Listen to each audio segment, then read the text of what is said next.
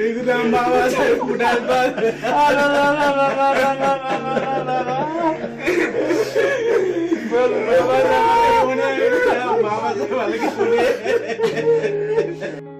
महाराष्ट्र के उप मुख्यमंत्री और एनसीपी के कद्दावर नेता अजीत पवार के निधन की खबर ने पूरे महाराष्ट्र ही नहीं बल्कि पूरे देश को गहरी सदमे में डाल दिया है।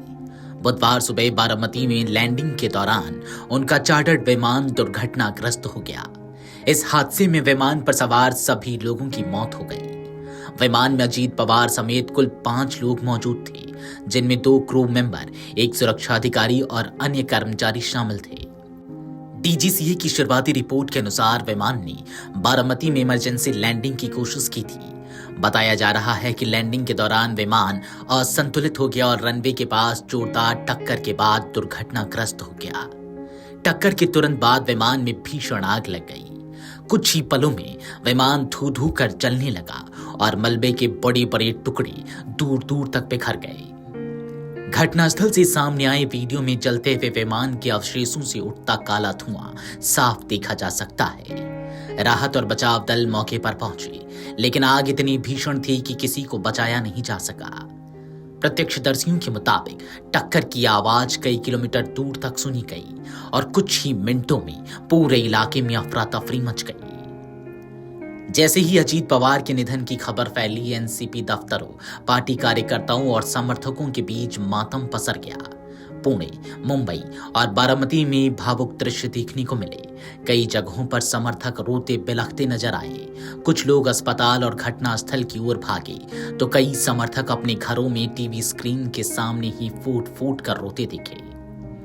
बारामती, जो अजीत पवार का राजनीतिक गढ़ माना जाता है, वहां माहौल पूरी तरह गमगीन हो गया। दुकानों की शटर गिरने लगी, सड़कों पर सन्नाटा पसर गया और हर तरफ सिर्फ एक ही चर्चा थी, अजीत दादा अब नहीं रहे। राजनीतिक गलियारों में भी शोक की लहर दौड़ गई है। सत्ता पक्ष और विपक्ष दोनों खेमों के नेताओं ने इस घटनाक्रम पर दुख व्यक्त किया है। अजीत पवार को महाराष्ट्र की राजनीति का मजबूत स्तंभ माना जाता था। दशकों से वह राज्य की राजनीति में सक्रिय थी और बारामती क्षेत्र में उनकी पकड़ बेहद मजबूत रही है। महाराष्ट्र के मंत्री और एनसीपी नेता बाबा साहेब पाटिल और एनसीपी नेता विक्रम काले को मीडिया के सामने आंसुओं में अजीत पवार को श्रद्धांजलि देते हुए देखा गया। दोनों नेता अपने आंसू रोक नहीं पाए और उन्होंने इसे पार्टी के लिए अपूरणीय क्षति बताया। पार्टी कार्यालयों में शोक सभाओं की तैयारी शुरू कर दी गई है। बताया जा रहा है कि अजीत पवार आज बारामती में 4 बड़े प्रचार और जनसंपर्क कार्यक्रमों में हिस्सा लेने वाले थे। उनके कार्यक्रमों को लेकर पहले से ही तैयारियां चल रही थी, लेकिन इस दर्दनाक हादसे ने न सिर्फ उन कार्यक्रमों को रोक दिया, बल्कि पूरे राज्य की राजनीति को भी झकझोर कर रख दिया है।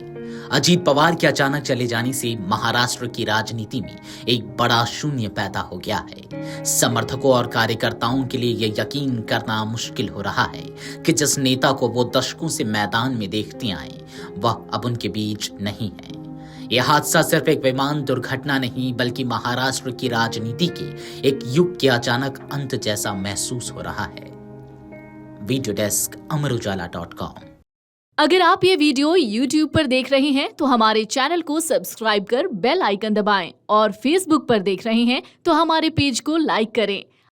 अगर आप ये वीडियो YouTube पर देख रहे हैं तो हमारे चैनल को सब्सक्राइब कर बेल आइकन दबाएं और Facebook पर देख रहे हैं तो हमारे पेज को लाइक करें।